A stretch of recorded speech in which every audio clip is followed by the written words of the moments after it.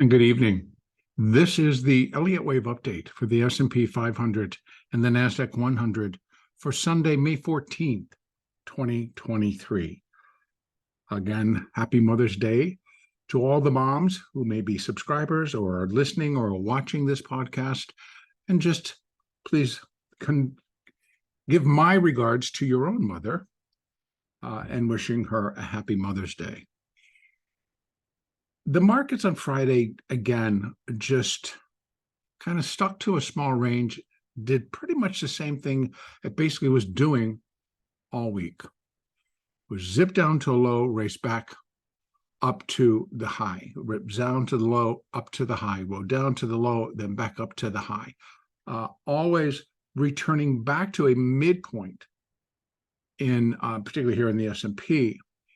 And as I went into within the Eye of the Storm podcast, the big picture update, it really at this point behooves all of us, whether we're just futures traders or whether we're trading ETFs or whether we're trading options, no matter what we're trading or the style, and that goes from being a scalper in the future to a swing trader in the future or an ETF.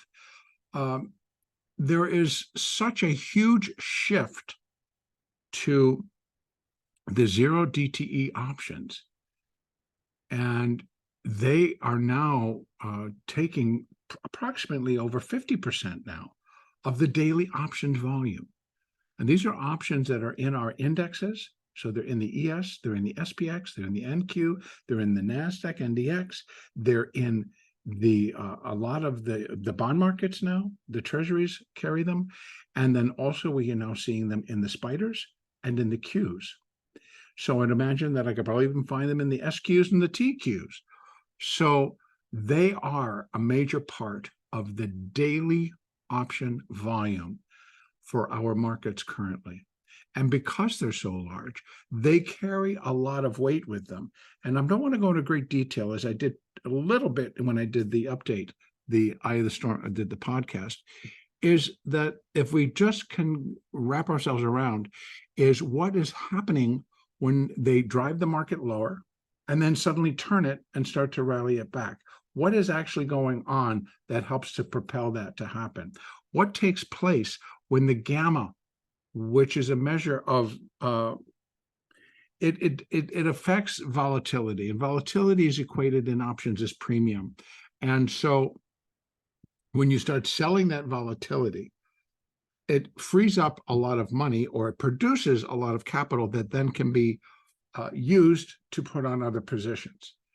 And then as those positions go in and out of in the money, out of the money, or they grow quicker, in a gamma position, which is a separate calculation, it can cause a lot of movement in the underlying in terms of lifting a hedge or risk on, risk off type of thing, lifting a hedge or putting the hedge back on.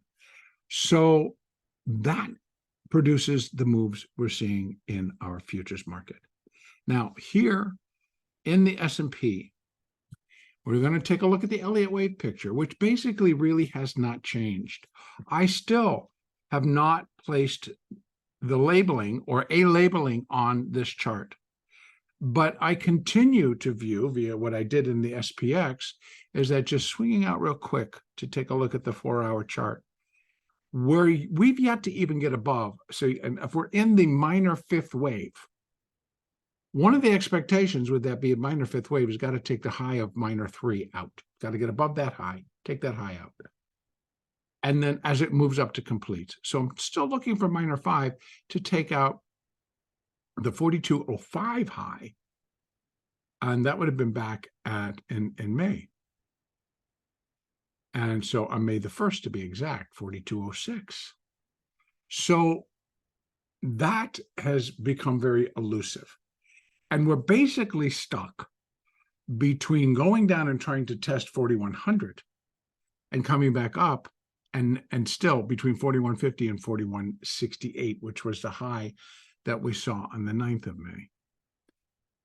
So there's still a lot of information that the market is looking at. What direction should be? What are we going to do with it, with the debt ceiling conversation or discussions. What's going on in terms of what interest rates, what can we expect from interest rates? Are interest rates going to continue to, are interest rates going to weaken a little bit, go down?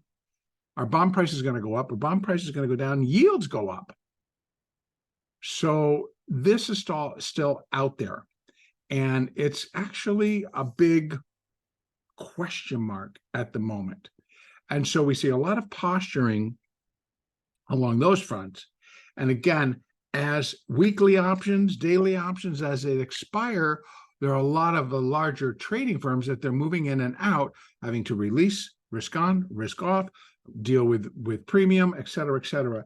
And so there's just a lot of in-between type of trading.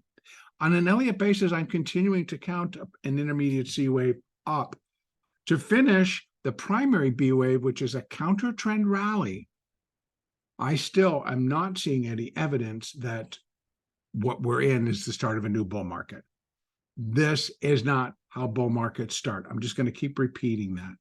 But on an Elliott wave basis, there is a continuance that is still additional upside. It's not required, but it would be sure appreciative if the market went up and completed this pattern. There are a couple of ways that I can view this. I can count ABC, put it right there like I've done before, and then counted that as 1, and this would be 2. Now, if that's the case, we can have, if I needed to put, so again, what I'm really discussing right now is an alternate view. An alternate view would, again, put the high here, which is still a failure in terms of this primary B, but it is much more workable that I could say the primary B ended at 42.54 and 42.50 to be exact, sorry. And therefore, what we've now worked on is wave 1, and this is wave 2 of a new sequence that's going to head down. If that is the case, then of course this gets relabeled. And it can be relabeled A, B, and then we get the 5 coming up to here. There's a lot of different ways that I can view it, and it's not I'm trying to twist or turn an Elliott wave. I'm just really trying to figure out what is the market telling us. So again, this was a 5. This was it could end up being it could end up being a finishing move to a C wave up in terms of a wave 2. And then we have a very not good looking, but still I could work it to be wave 1 down, A, B, C, wave 2 up. And then what do we have? 1, 2, 1, 2, 1, 2. But you see, we're going to sit there. And so the outcome of this would actually pretty much now start to require that the market starts to break down and break down quickly. But that's the one piece I don't see that happening right now because there's too many factors. We're still in that conversation where it's like, well, if interest rates are going to start go down, we buy the market. You buy the market. That's just the way it is. That part still has to be worked out because let me just trust me on the fact that the market can go down and interest rates can go down as well. And you need to just kind of study that a little bit to see what type of scenario would allow that type. So again, what I'm leaving open is that we should still actually see upside.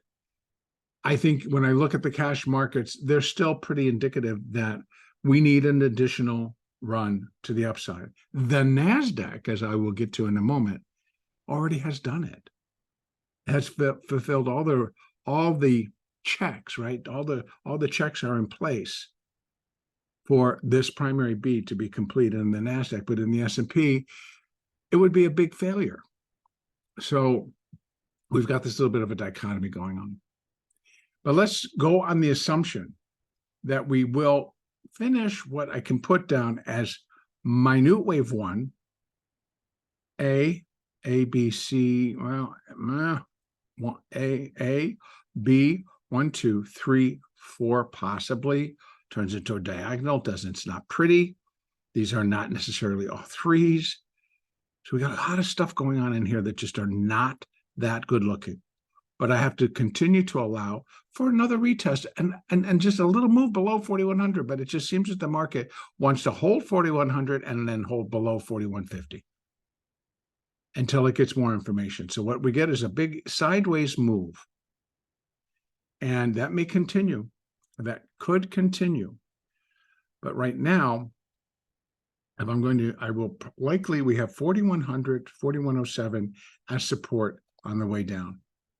What I want to put in is, again, we want to take a look at what we had in place for minor wave 5. So if this is minor 1, not minor 1, but minute 1 of minor wave 5, then we're really beginning to look at some much higher levels in the NASDAQ, where minor 5 would equal minor wave 1 at 42.95. Oh, that's way up there. So first, let me just go back and let me replace the wave C, the Fibonacci extensions for C wave. That much we can put in and adhere to, and they remain in place. So let's rebuild the fibs. And what we have is, remember I said 42.95. Well, we have 43.09. 42.95 pushes wave C to a new high above wave A. That's what I'm looking for. Comes in at 42.92, right about there. So market needs to rally 130 points. Can it do it? Yeah, I do think it can do it. Is it going to do it tomorrow? I don't know, not unless we get some really good news. So outside of that, that wave 5 equals, or minor wave 5 equals 0.618 of minor wave 1. That's 42.06. We haven't gotten there yet. That would be taking this high out. So that remains. If it gets a little bit above it, failing there, then it's just a C wave failure, except it'd be from whatever point it can get to above here to there, instead of it being here and not here. So again, this is our situation. The last figure that we have is that wave 5, minor wave 5, would be 1.618 times the length of minor wave 1, and that is 44.39. That's way up here. Something really good has to happen for the market to kind of engage and go flying up there. Can it do it? Yes. We're in a primary B wave, so it's the degree that would allow the move. We still have upside to do in a minor to complete the intermediate wave C. So there's, yes, technically, yes, it can get there. And a B wave in and of itself, as I described in the podcast today, it's been considered, and I'll put quotes on this, a sucker play. It's so misleading. It's deceptive. It just goes. It's just trying to prove a point. But let me make it clear, in my humble opinion, this is not it. I would not consider this the first legs up of a new bull market. It's a B wave. It's a counter trend rally. The trend remains down. So whether we get to 4,400, 4,500, or even push that they managed to push this thing to new all-time highs, it's still going to be a primary B wave. It is not a breakout. It is not a new market. Will it be tradable? One would hope. So again, I think a lot of people are just looking to get in a trade where they can leave it on and make money. That's going to be very difficult because the wave pattern is not real connected to that type of a move up.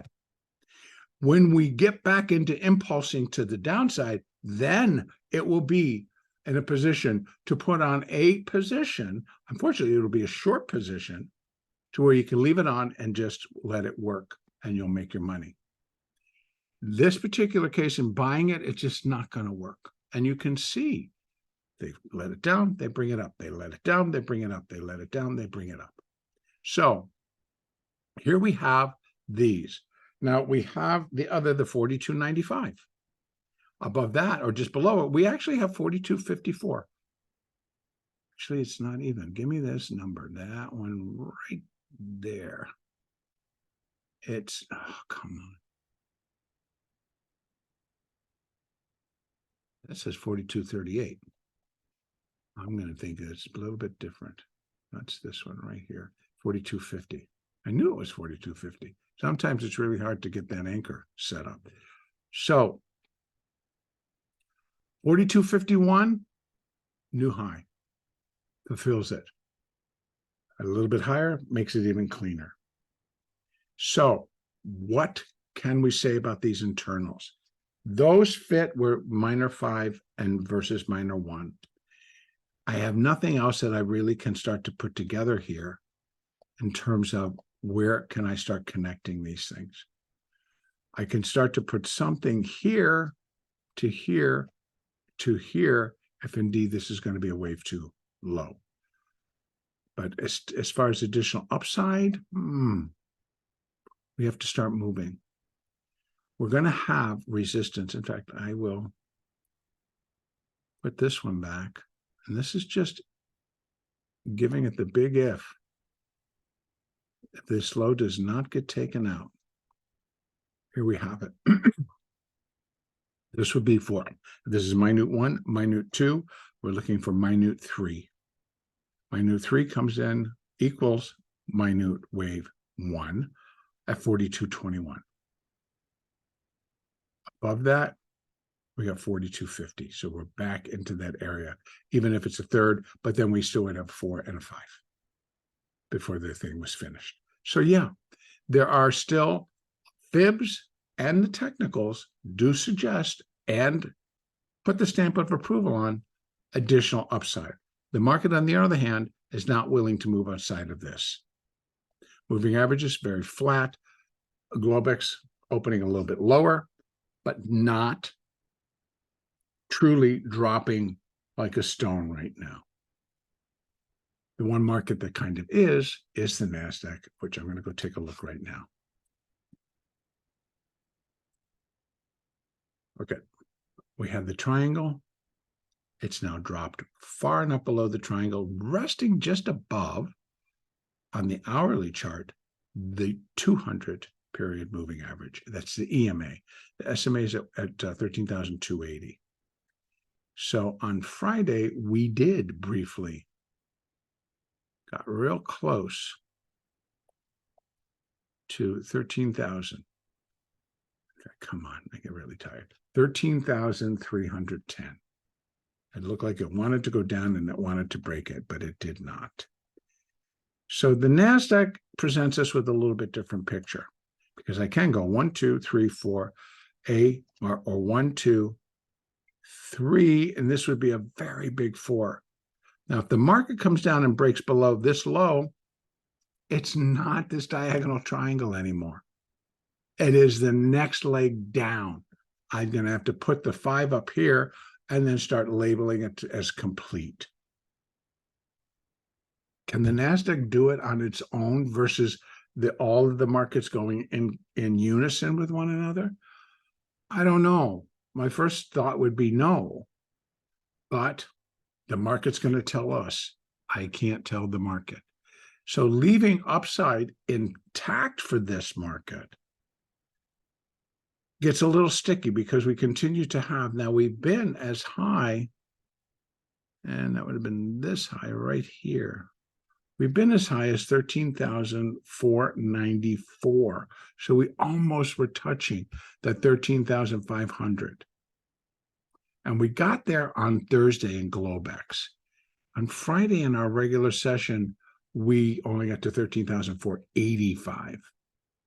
So really what comes up next after this, and it has the room and it can do it, would be the market gets up to 13,516.